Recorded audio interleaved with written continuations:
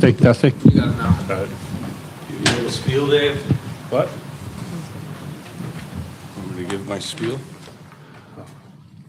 Sorry. Rookies.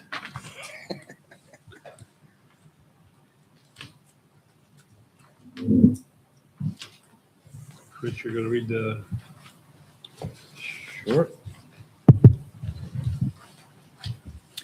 The following notice of public hearing was duly published in the newspaper, posted on the town clerk's signboard, and posted to the town's website, providing as follows. Notice is hereby given that a public hearing will be held by the planning board of the town of Brunswick at 7 p.m. on Thursday, March 19, 2026, at the Brunswick Town Hall, 336 Town Office Road, Brunswick, New York, 12180, to review the minor subdivision application submitted by Rebecca Fisher for property located at 842 Tamarack Road. Copies of the application are available at the Brunswick Town Hall and are available for public inspection during regular business hours. All interested persons will be heard at the public hearing dated March 3rd, 2026. Okay, I'm going to read procedures for the public hearing. Purpose of public hearing is to hear concerns, comments, and views from the general public regarding a particular proposal or application. All public hearings are electronically recorded and a written record of the proceedings is generated. In most cases, this written record is included with the minutes of the planning board regular meeting, which is usually conducted immediately after the public hearing. The applicant will be required to respond to all concerns and comments made at the public hearing, and subsequently the planning board will consider all concerns and comments when evaluating the application to ensure that the applicant has addressed all of the issues in question. The public hearing will be conducted as follows. The notice has been read. The applicant will give a brief presentation of the proposal and will provide any updates to the application.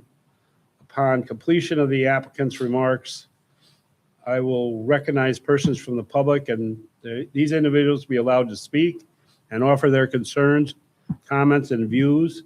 Since the proceedings of the public hearing are electronically recorded, it is requested that all speakers step forward, use the microphone at the podium.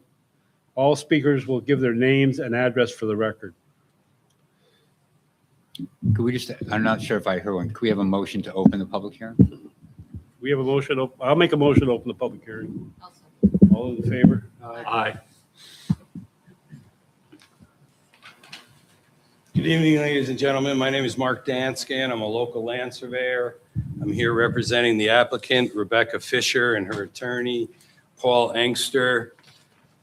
And we're here to discuss the property and the non-realty minor subdivision of the premises known as 842 Tamarack Road. It's a 80-plus acre parcel. It's located on the east side of Tamarack Road. It's north of Indian Creek. It's accessed by a 60-foot strip in fee, and then opens up to the 80 acres. What we propose is a private roadway designed by the town specifications.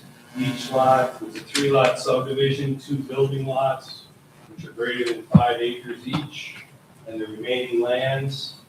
Each lot has 20 feet of road frontage, and the bulk of the property, i.e. past the strip, is accessed by a private roadway, as I said. Private roadway is to be built at the town of Brunswick specifications with a 16-foot travelway, 3-foot shoulders, and swales on either side, and fire apparatus turnouts located no greater than 500 feet between each throughout the access of the private roadway. Private roadway is approximately 3,600 feet long, and it accesses 2 5-acre building lots. And then the remaining lands is just the remaining lands. all I got, Dave. Okay. Does anyone wish to get up and comment about the project? Step to the podium, give your name and address. And speak into the mic.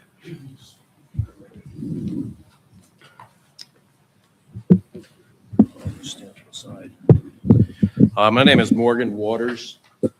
I'm at 64 Indian Creek Road, and I was just aware of this just this week, of this proposal, which is, it's a great idea, and my concern here is that I have a pretty serious power line that's underground here in this right-of-way easement that I have there, and it stretches 1,600 feet.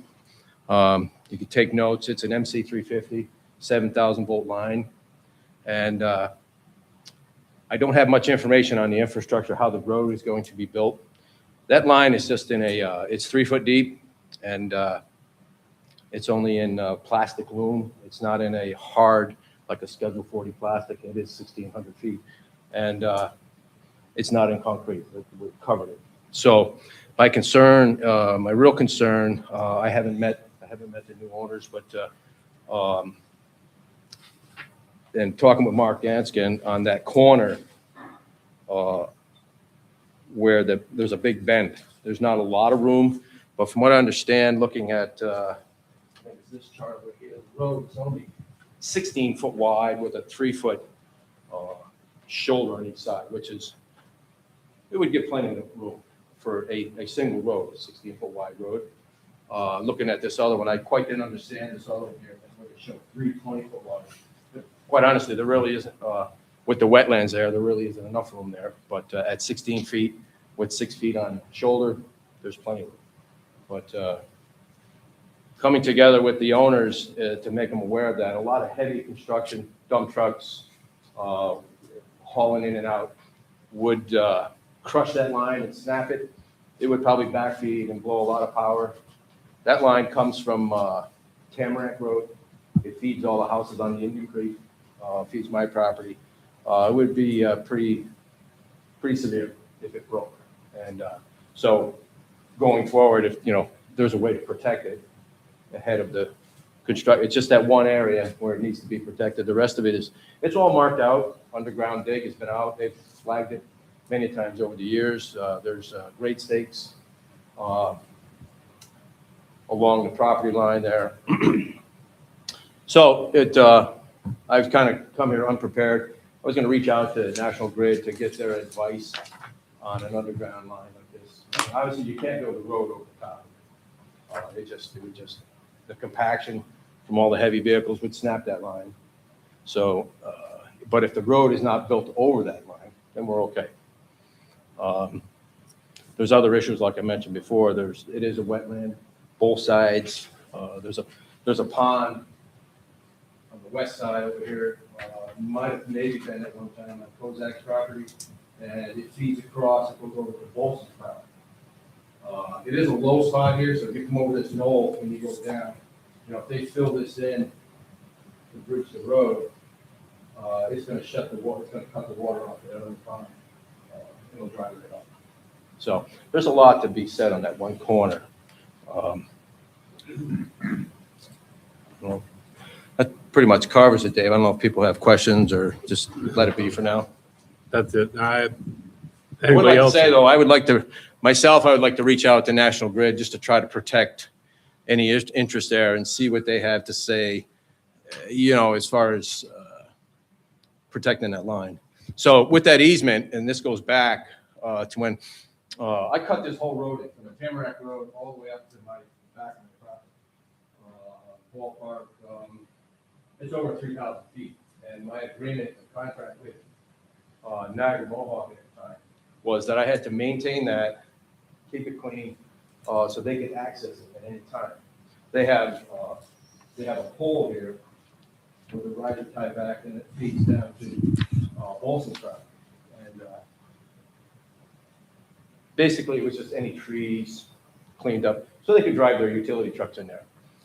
It's been like that, honestly, 25 years. Never had an issue. So, knock on wood, it's been good.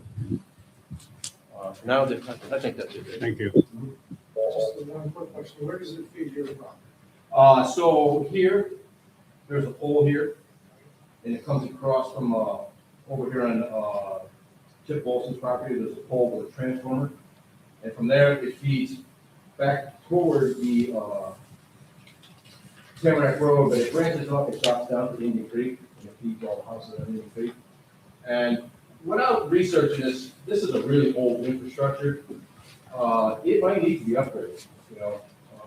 Like the new builders here, I'm not sure where they're, you know, if they reached out their national grid or where they're get their power. Can I turn the map?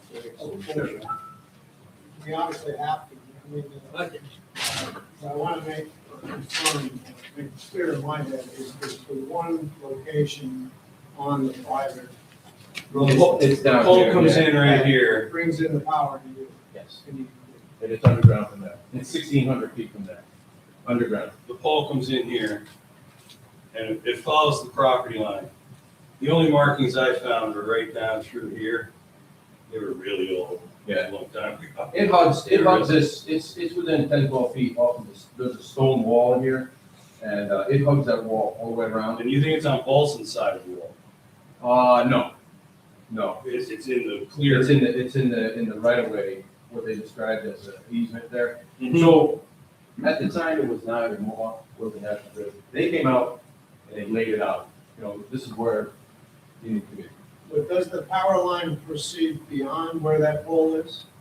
It goes east, it goes, Goes across the It goes across lands of Paulson? Yes. And in Indian Creek, it's not any further on that private road. no. Yeah, it is. It ends right here. That's what I'm saying. It was at Morgan. Yeah, So we're on the same. How many houses on Indian Creek? 3. So I was just given the deed today, and this easement didn't show up on any of the title reports or any of the research that I did, and all the people through it. And I think it's because Morgan signed it instead of Mr., who was it? Reifenberg owned it, George Reifenberg owned the He's one who property. owned it. And he's the one who signed off, and I want to say, it's been a long time, I'll be honest with you, that Bill Doyle actually did the write-up for it. So, Okay. it's been a lot of years. What I want to see is Morgan's signature on it, so he's not going to come up in the search of the property, you know what I'm saying? Right. Just,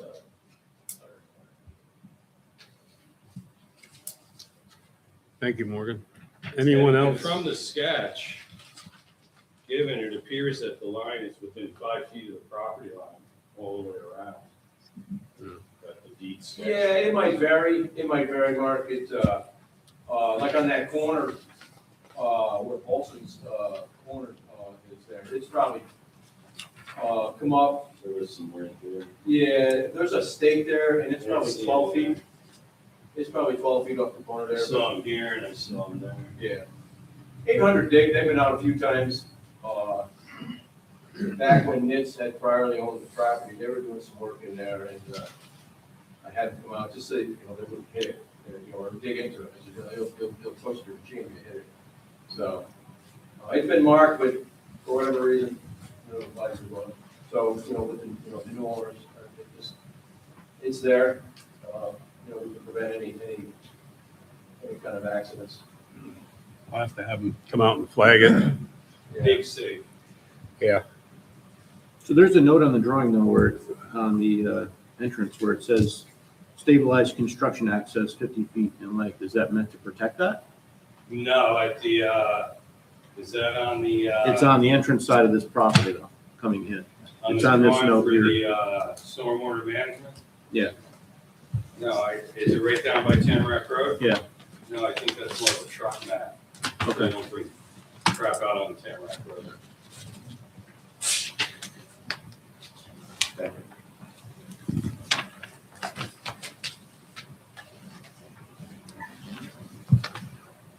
My name is Chip Bolson. I'm at 63 Indian Creek Lane. Couple of things. We have 4 houses on Indian Creek. Total of 4, not 3, for the chairman's notes. And I wanted to just make sure that was correct. And then the easement in favor of Waters, that was available with a 1-minute search on through the county's website. So I got noticed on this last week in the mail. We've only had a week really to look at it or discuss it. So I have some comments here I'd like to make regarding the plan. The houses, if it were my lot, I'd do the same thing. It's a perfect spot for them. I only have questions and concerns regarding a small section of roadway that abuts our farm in terms of the houses and what they're doing there. I think that's a good spot overall. So What's your concern? my concerns are, the first one, I'm just going to read a statement I made, if I may. Is that okay? All right. Let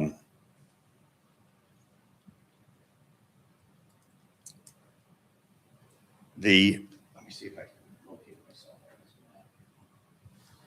Okay.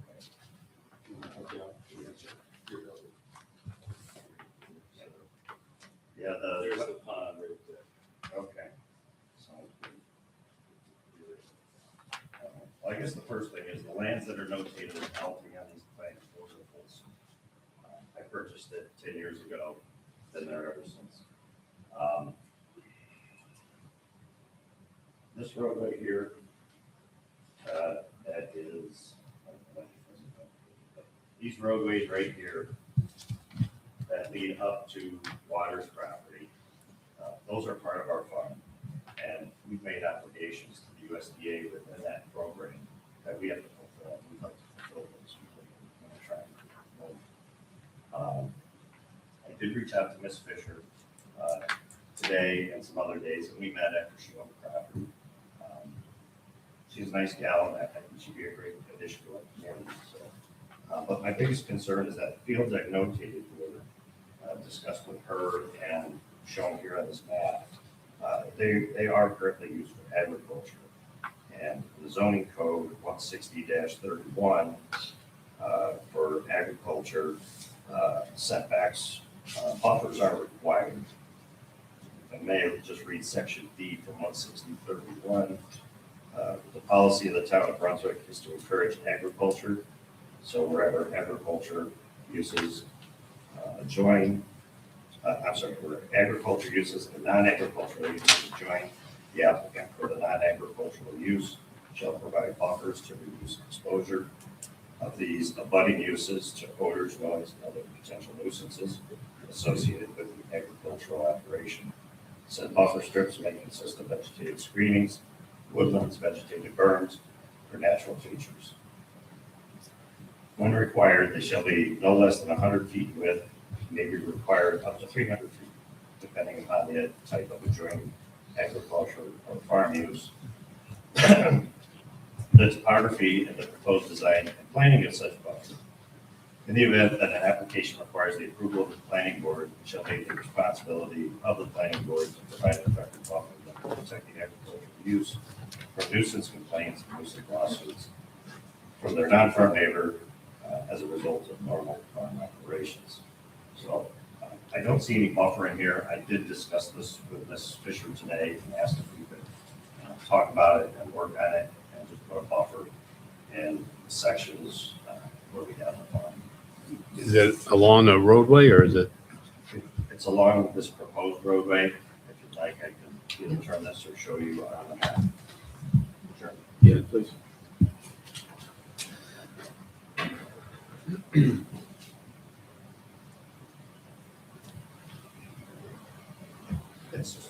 This is, yeah. This right here, this is the only section I have comments about. Everything else. Whereabouts? Here, these. Actually, there's already something in the way it's planned. So I would say this one, maybe a little bit here, a little bit here. And that's it, and then starts water. So it's this section right here. Right here would be barn, right? Let's see. Turn barn. somewhere right now. Correct. That's correct. And where's this field? No, that's Silver Pasture.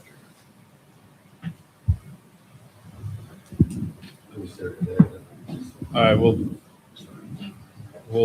yeah, we take comments today and then we'll sort them out. Understood. Maybe better turn that, or at least turn it sideways so someone, that's all right. We got maps and stuff. All right. I also had some comments on the utilities, if I may. They similarly echo what Mr. Waters mentioned. And I'd like to see if there's been a study done to know if there's capacity on those lines. And if that can be required, so we know, because we're a small group, between myself, Harrington Farms, Waters, Bishop, Johnson, and Tatsuki. We're the only ones on that line. So when we had an outage, if it's a big outage, it takes a while for National Grid to get there. So, in my case, 3 days. So I'm concerned about the length of the extension to make sure that it's properly protected. Same concerns Mr. Waters brought up. And I know where that line is. We can generally see its location. And I'd like to be sure that that roadway and traffic vibration won't affect that. And are you, I'm sorry, are you speaking of the overhead and underground or only the underground line? Well, I generally just the underground line at this point, but that would tie into my first comment about capacity. Because I did talk to National Grid about perhaps getting a larger service. And when they came out, they said I would have to put new lines all the way down to Tamarack Road. I said, okay, that answered my question. Well, thank you. So my concern is, let's say this gets extended from wherever it drops into Waters up to here. Will there have to be changes made to the overhead lines that run through my property? Where will they put poles and things of that nature? For example, this pole is now in the roadway. Are they going to move that back into my property? And then there's also a guy wire here that holds that whole line because that's the end of it. Where will that guy go if it's moved, or maybe it won't be? So it'd be nice to know if that needs to change.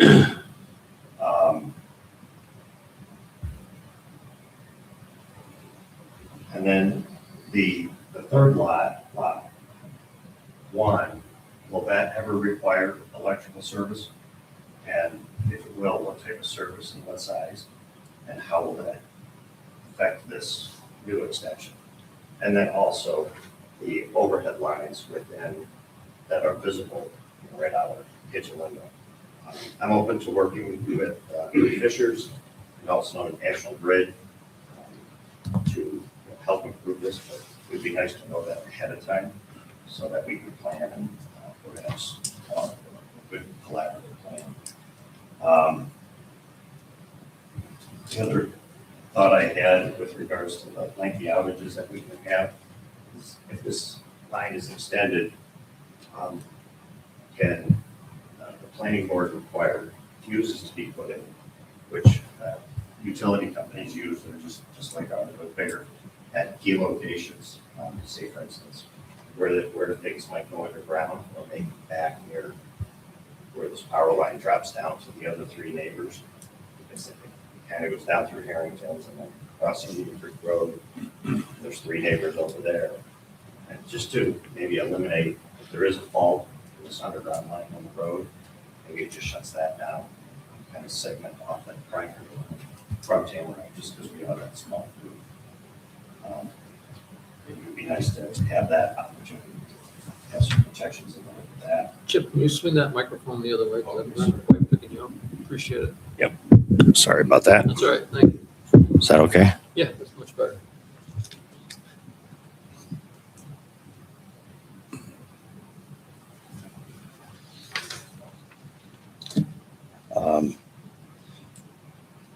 Outside of the electrical work,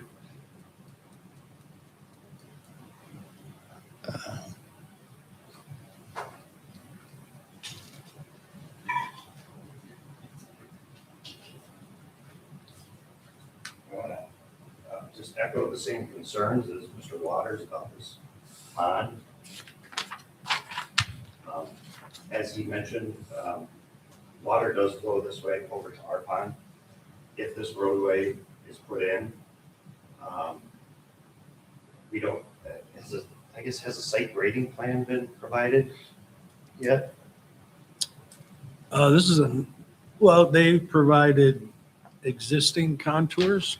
Okay, This is a non-realty subdivision. We don't require extensive grading Okay. for a minor non-realty subdivision.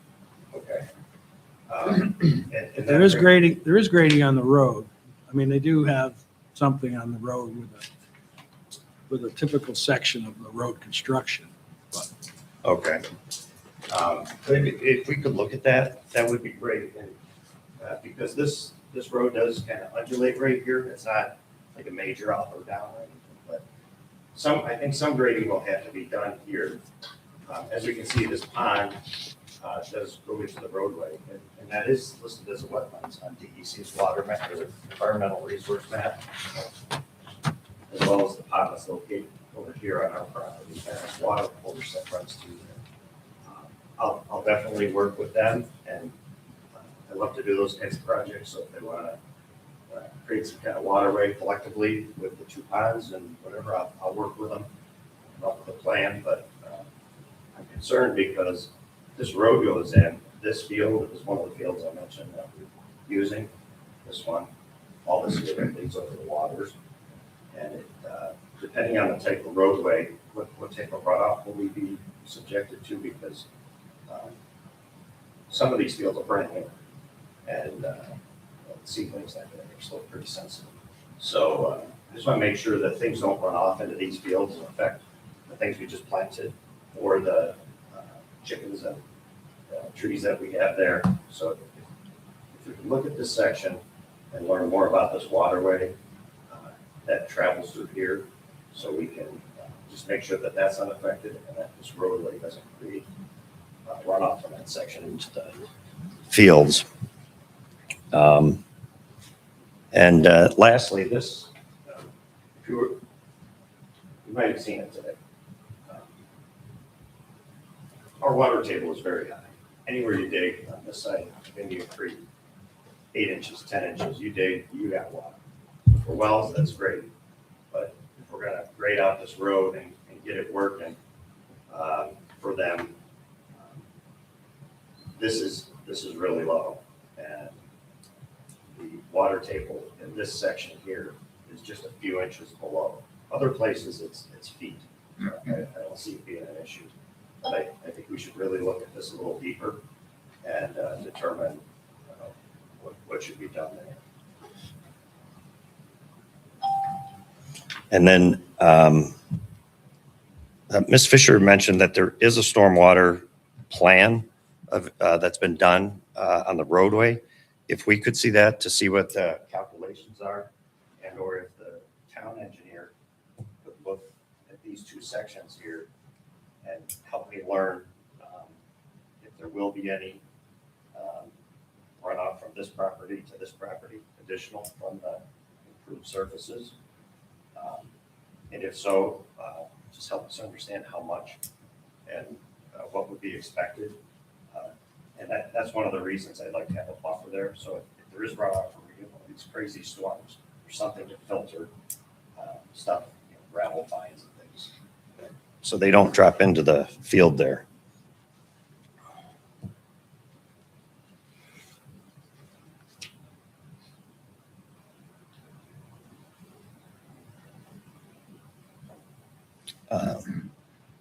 The last thing relating to the ponds would be that our area,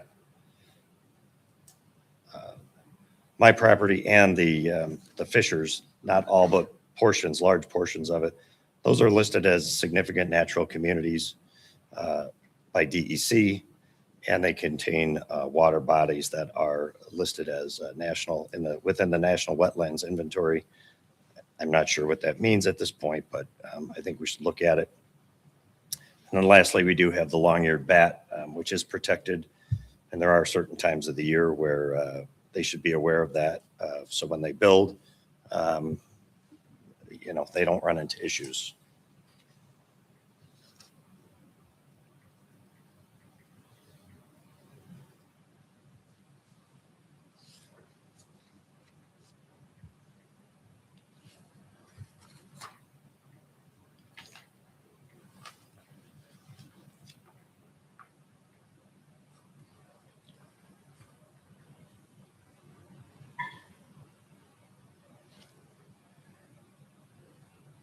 And I guess I want to reiterate here that being that the buffer is required by the zoning code, I would like to be sure that we do get into that in some fashion, or grant us some time if you could keep this public hearing open or hold it over for us to work with the Fishers and come up with a plan to get a buffer in there, so that we could just do it voluntarily as a group versus,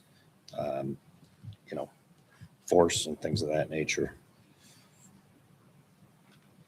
And the other reason I would ask the board if they would be so kind to keep it open is that after quickly, without studying the meetings regarding this just in the last week, being that some wrong information was given early on to the board, I think they should have some extra time to look at it. And we as the neighbors should have some time to look at it, and just to review some of those things, ownership and easement information, along with the utility information that was presented, may be incorrect. And there are also some provisions within the subdivision regulations that don't seem to be within these plans. One of them would be structures, wooded areas, and significant features within 200 feet of the subdivision don't appear, at least on these maps. Maybe you guys have gotten them. And within those regulations, the utilities available and proposed, those don't appear to be provided, at least in terms of volume or capacity. And the patterns of drainage also don't seem to be provided. And again, specifically, just talking about this section, protect that section.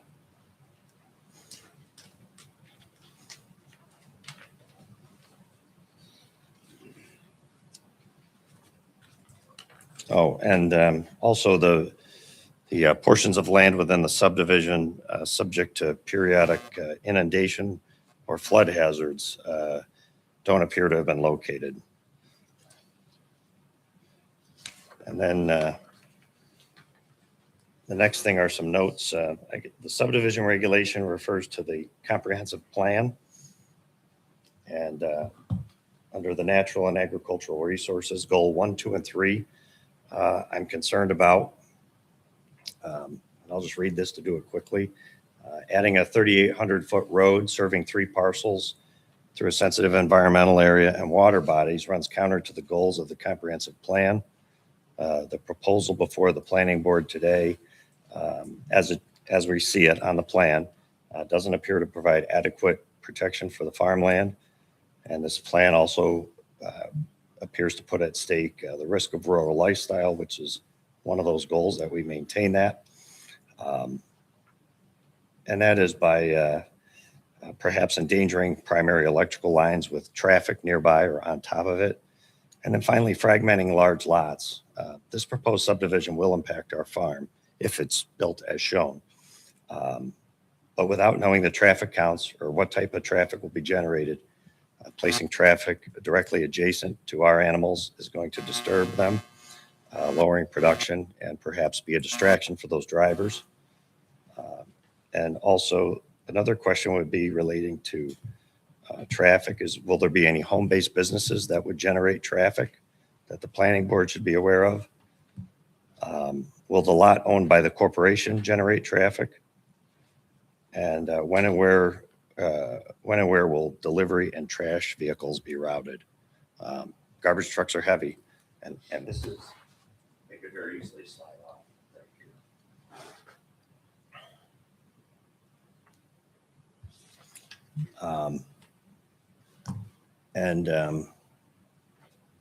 Separately, the scattered nature of the residential lots lends to large lots for agriculture being divided for residential uses.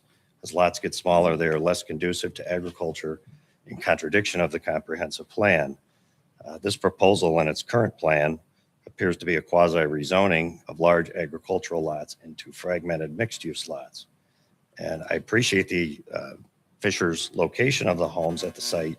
And I would likely do something similar because that is a good spot for homes. But in order to preserve agriculture and open space congruent with the comprehensive plan, we must seek to maintain larger, more uniformly shaped lots that promote agriculture versus fragments with non-agricultural uses mixed about. And finally, it appears there may be an alternative on Old Seek Road to access the proposed home. There's an easement that was recorded in 2009 providing access to the property from Old Seek. In similar fashion, it's a 60-foot roadway, just as this longer one is.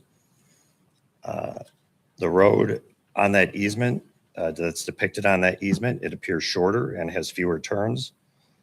Is this 60-foot roadway available, and can it be used as an alternative?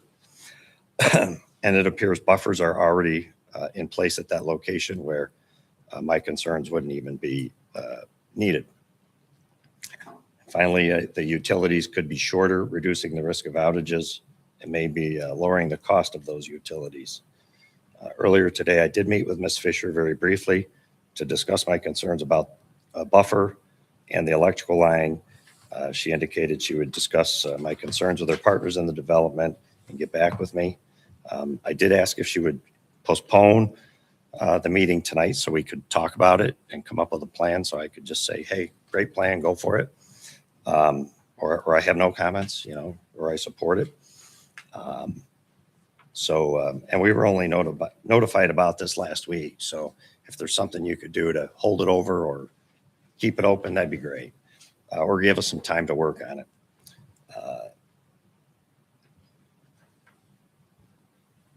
And that's it. So if we could just have some more time to discuss it and then give us some time to really focus on those few sections, that'd be really helpful.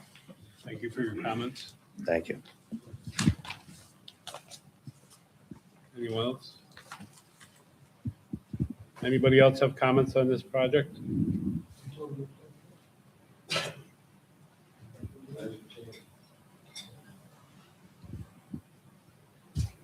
Well, no, as gentleman wanted. He had a concern about the turn at the pond and inquired. I Okay. assured him that it was 60 feet wide. Previously, they were gonna put houses in the back. Hey, don't mean to put you on the, you gotta get on the mic. Okay, we're gonna force me into this. Okay. Tell us who you are. I'm George Hildebrandt. I'm 880 Tamarack. I'm I border this land. But previously, the previous owner was going to put houses in the back. And the fire department killed it because they couldn't get fire trucks around the bends. And that's my concern, because if there's ever a fire in the back there, I'm the first one to get burned. I'm right next to it. And it's something, the big fire trucks can't make these bends.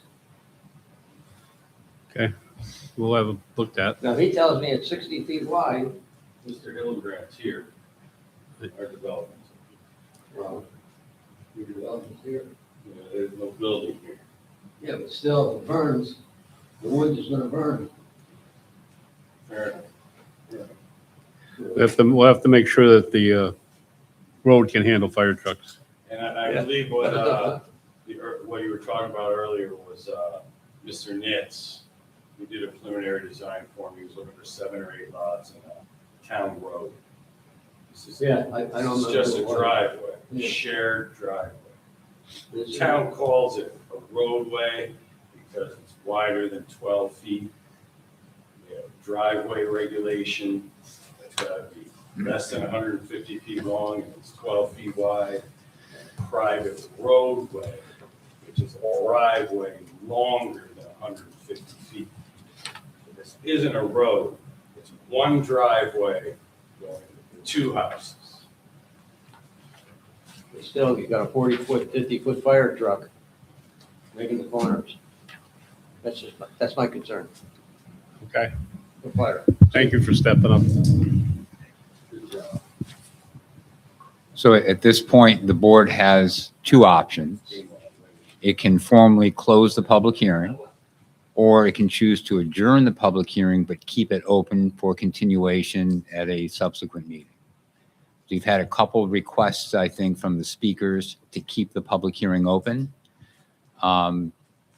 based mostly on the fact that some folks are saying they only learned about this project in the last few days or so.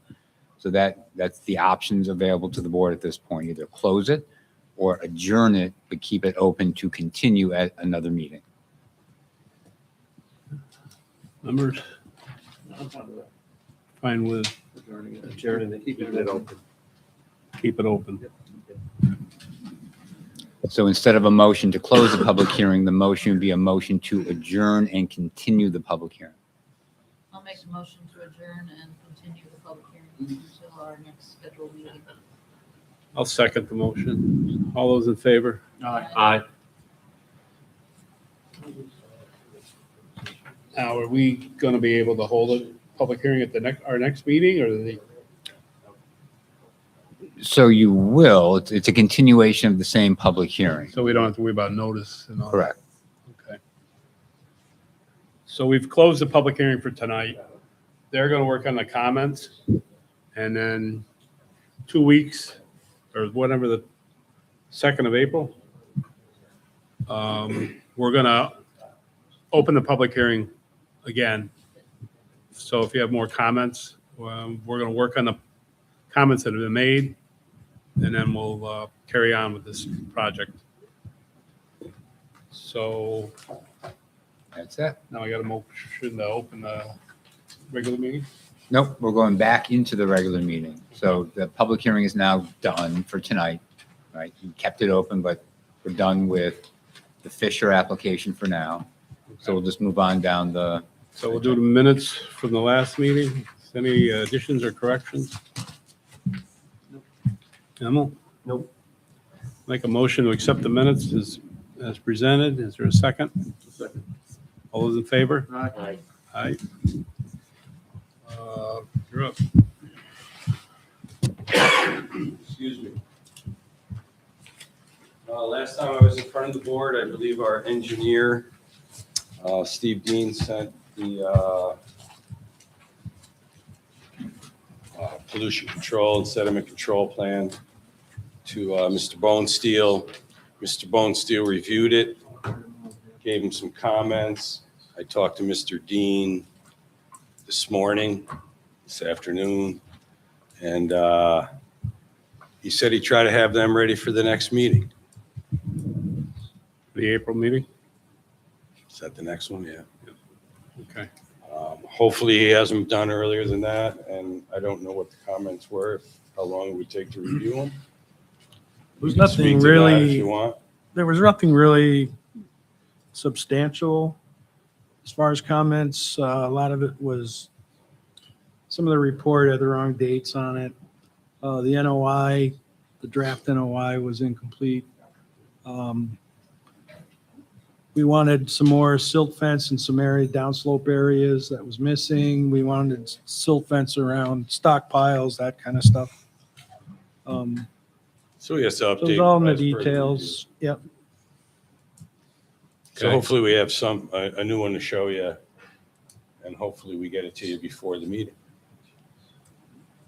It shouldn't be a problem for Mr. Dean to do that. You're- I'm just telling you what he told me. You're going to work on the comments from tonight? Yeah, Mr. Angster will take care of that. Okay. I could comment a little bit right now, though. I totally understand the power concerns. Correct, yep. I don't know if we were ever planning on hooking into that or not. That's, to me, down the road after approval and more of the building phase. And I'd like to just reiterate that, this is just a driveway. If we didn't split this we wouldn't be here and we'd be putting a driveway in. And we're not putting anything more than a driveway. Just happens to be going to 2 spots instead of 1. So I just wanted to say that on the Two record. spots in the remaining lands. Yeah, yeah. Yeah. Yes. That's all I want to say. Okay, do you want to say anything about Bellevue? Yeah, I do. Oh, you drove There here. was a public hearing scheduled tonight for 227 Bald Mountain Road, which I believe is the cell towers up on the top of Bellevue Road. And if you ask the Niagara Mohawk or the National Grid Corporation, who's ever running the show these days, how they access that parcel, they go up Bellevue Road. There is no longer access from Bald Mountain Road. They got rid of it. So nobody knows where 227 Bald Mountain Road is. Nobody on Bald Mountain Road, nobody on Bellevue Road. But the people on Bellevue, no. The people on Bellevue Road are the ones that are affected by the truck traffic. They put a lot of stuff up there. And when they put a lot, they've done a lot of developing up there, and they've done it all through Bellevue, not Bald Mountain. Thanks. All set?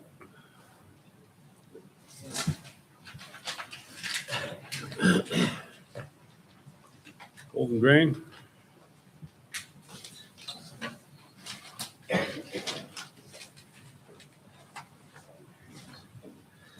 So we had a public hearing at the zoning board meeting on Monday night.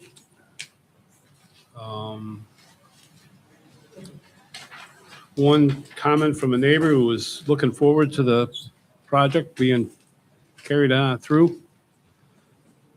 And now we got a amendment to the site plan, I believe, that we have to discuss. Yes.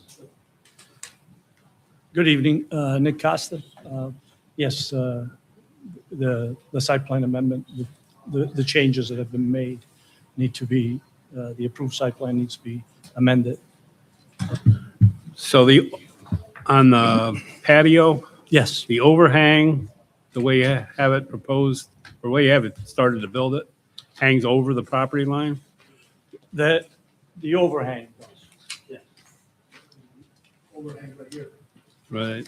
Just for the, so what we talked about with Kevin is to cut off 2 feet of it so that it doesn't hang over. Okay. And then the 3 yellow in the back, Yeah, those are all existing? this hasn't been done. These are existing, in the concrete pad for the compressor. This here, the dumpster enclosure hasn't been done. Okay, But that was on the original site plan. right.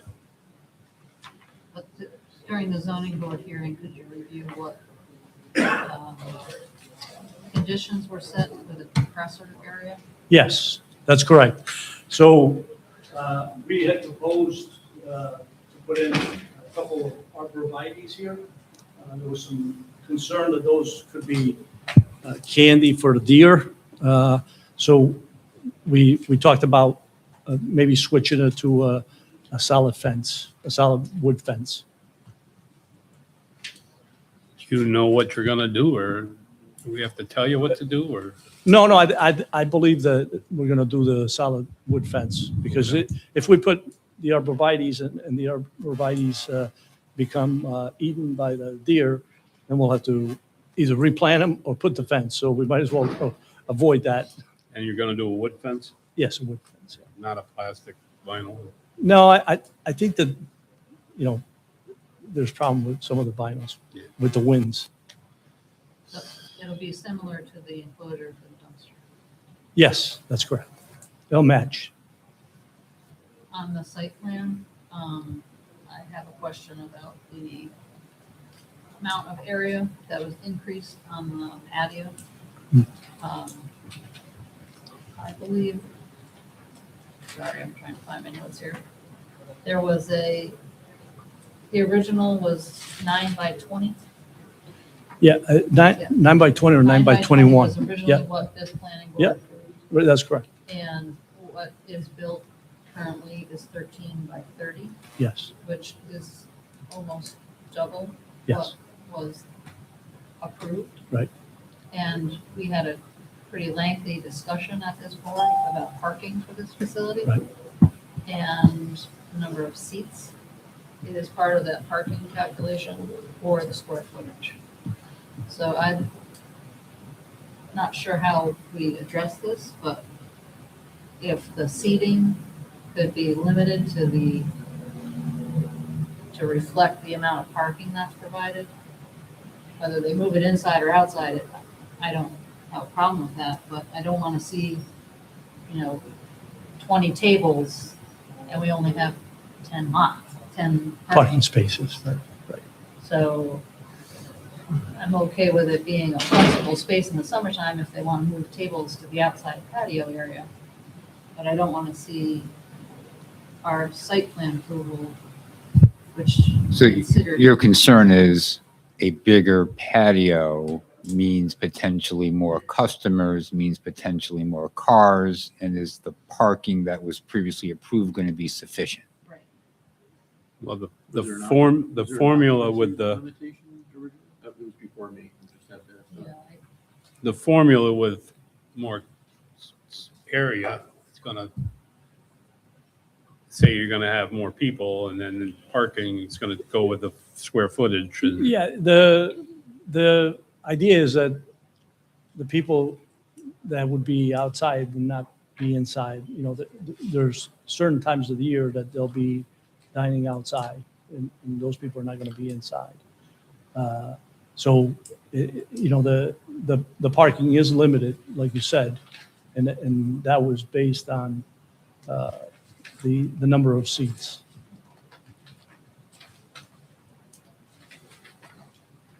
So did patio you is seasonal, recalculate his I guess. parking needs for what they built? No.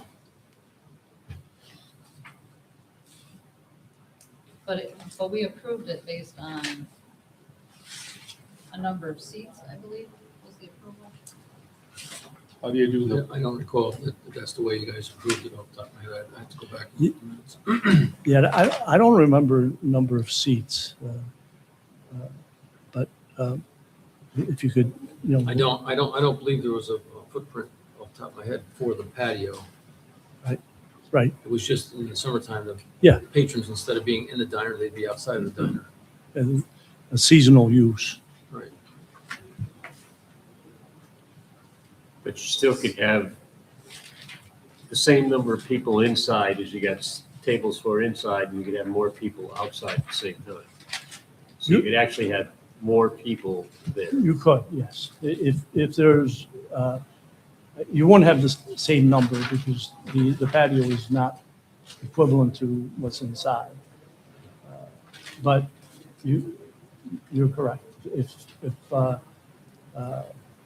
there's people inside and outside, then that's not how it was planned. And if that becomes a problem, I think it would be a one-time problem because then people are not going to come back if they can't park, if there's no parking spaces.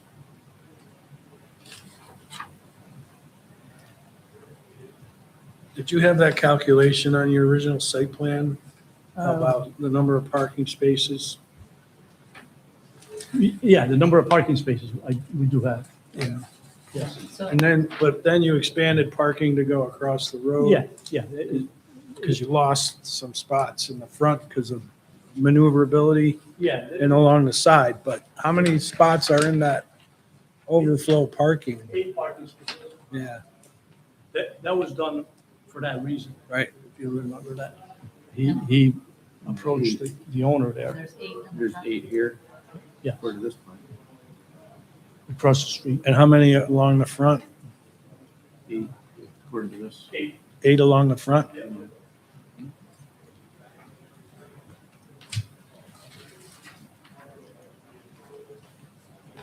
I would just ask that the number of seats is consistent with the originally approved site plan.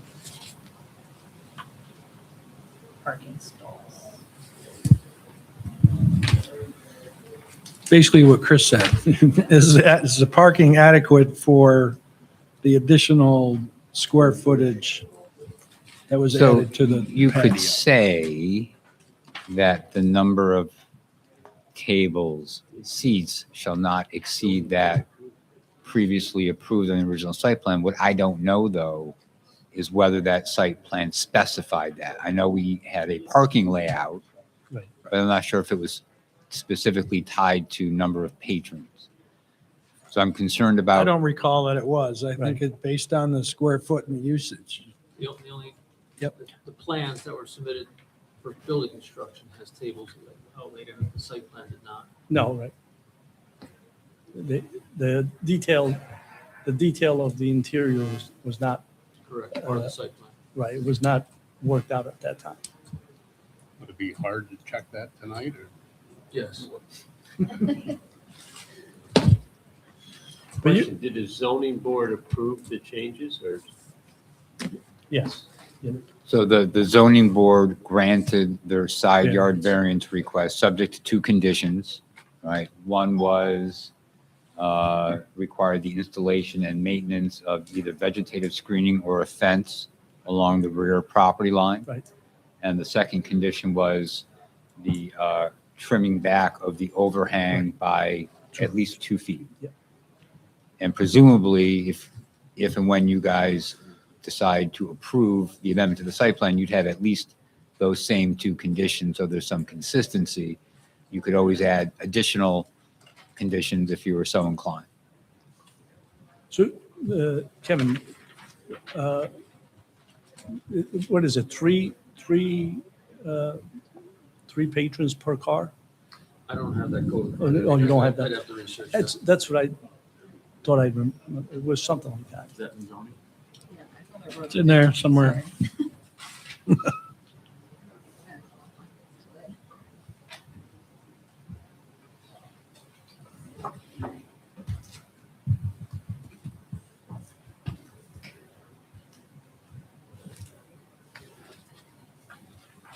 What's the total square feet of the dining area inside, Yeah, roughly?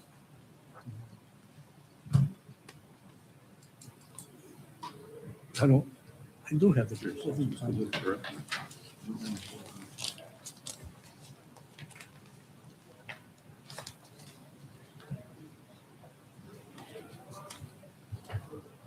It's the elevation.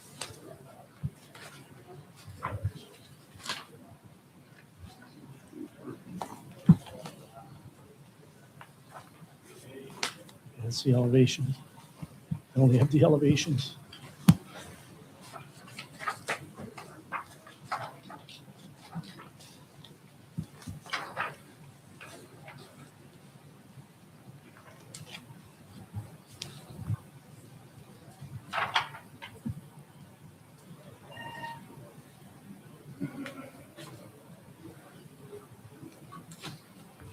Well, you had adequate parking for the original site. Yeah, right. I don't remember if you had excess or not when you added that other parking. No, I don't know that either. It's, I know we had enough. Yep.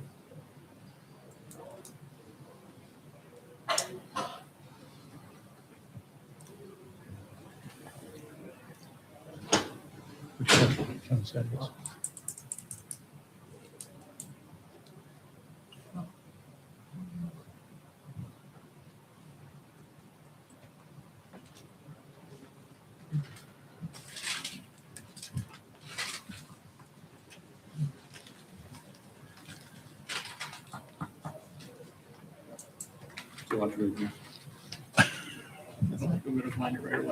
So I, What's the? are we looking for the parking standard? Yeah. I Yeah. think I found it. So for restaurant, it's either one for every 2 seats Every 2 seats. or one for every 60 square feet of area available to patrons. So theoretically, with this site amendment, we're increasing the square feet of area available to patrons by a certain number. And we could theoretically do the math to figure out what that translates to in terms of parking. What's the square footage? It was 9 by 20, so that's 180. Well, but we need to know the overall square footage of the restaurant before and after, right? So when you first approved it, it was X, and that translated into so many parking spots.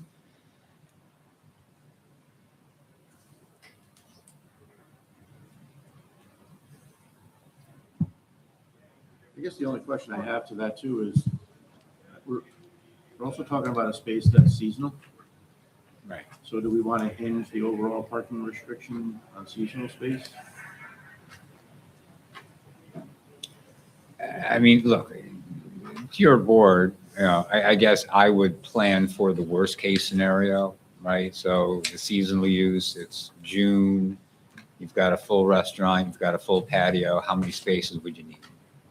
Yeah, we don't want people parking on the street. That's the whole thing, yeah. I calculate the difference is 210 square feet. So let's So that call would be that Three spaces. 3 extra spaces. Now, what we Well- don't know is whether or not We have the original plan provided more than they needed. And Right. so it provides some of that 3 extra. Do you know what the inside seating area is? Or the- I don't have that. There's a floor plan, but I don't have the floor plan with me. Trying to get a decision Yeah, tonight. yeah, no, And the extra parking across the street, that was always part of the plan? no, originally, there wasn't enough parking. When you got the first site plan approval, that was part of the plan? Well, yeah, but it happened during the process. You know, Correct. Right, so, When we went through the discussions, Right. realized he didn't have enough right, parking so he spaces. approached the How many owner. spaces do you have across the street?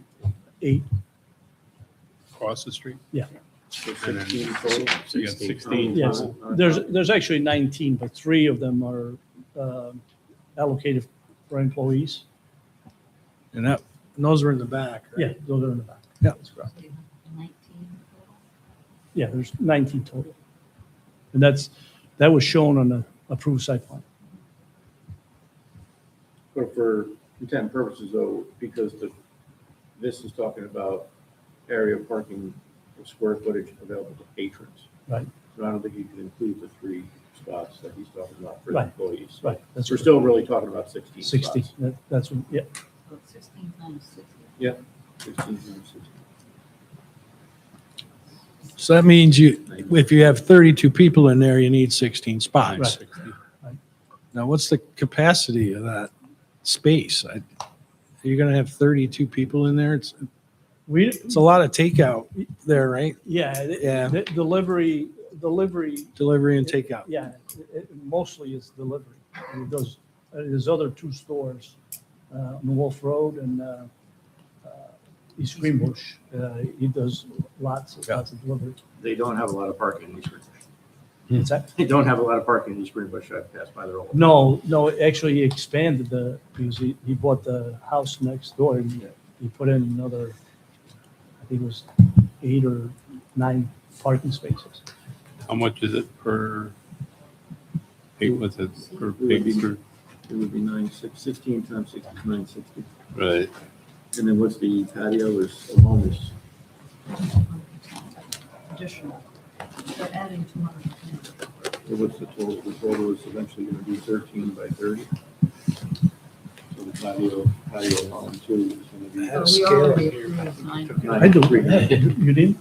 So we already You could scale it quickly. Just figure out what. Oh, yeah, the, You're talking about the building square footage, Wayne? be. You're talking about. Except, 16 I mean, times 60 is 960. it's a good start, but technically it's just the area of the building available to patrons. So part of it's going to be kitchen, part of it's going to, right. Or you have to. You gotta make limit the certain occupancy to- assumptions. Right. Right. It can't be worse than that, right? Right. You assume the entire building's available to patrons, which it probably is not.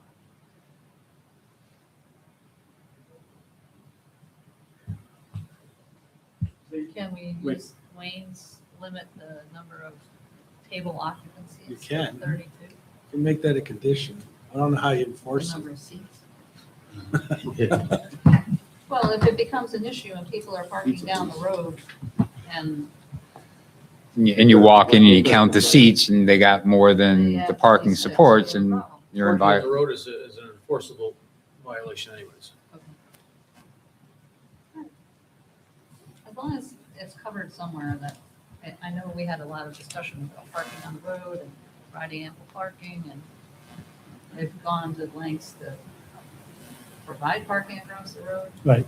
But they've also increased the area. Yep.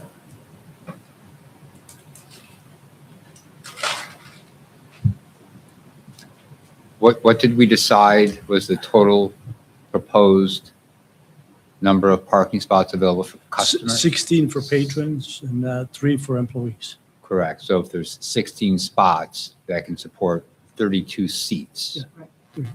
So a condition could be that there should be no more than 32 seats available for customers at any time. I'm fine with that. Anybody else? The only tricky part of that is if there's 32 inside, if you take, let's say, 10 of those and put them on the patio, then And you, there's 22 inside. Inside, and 10 right. outside.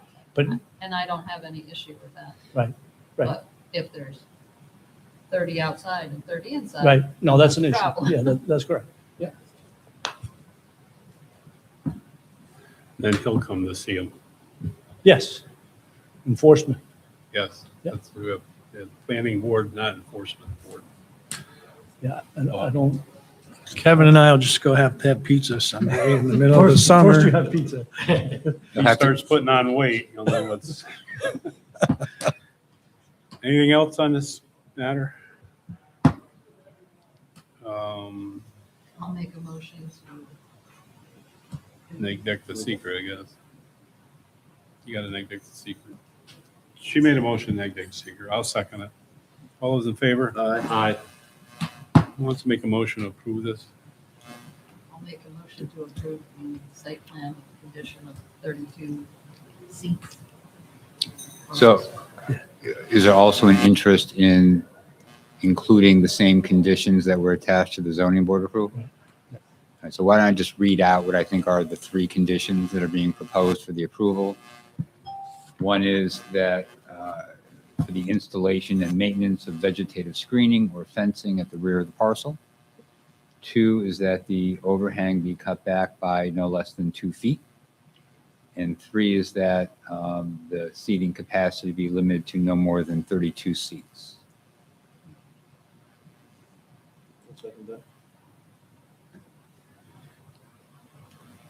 Any other discussion? All those in favor? Aye. Thank you.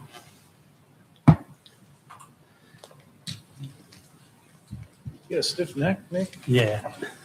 It's a pinch. You got any new business? No, we do not. Any old business? Not more. My daughter said Chipotle's moving right along with their building. They have a expected when they're gonna open or? She need a job? No, she's a banker. She's also, I might write them alone. That's They are. They're moving right along. Agenda for the next meeting, the public hearing for, So we're going to continue the Fisher public hearing. correct, We may have AT&T, or are they the 16th We have a public hearing for Kyle Smith. for the 2nd? It's at 7 o'clock. JJ Sillis, isn't JJ Sillis on the other? JJ Sillis, and we also have Mavis. That's the 16th. No, Mavis. That's the 16th. I'm sorry, I missed the 16th. But Mavis. Mavis. Mavis. And we'll probably have Paramount Group back as well. Right, and Paramount will be on and the AT&T public hearing, you, that. That's gonna be the 16th, 15, the 16th of April. on Bellevue or Bald Mountain or, Yes.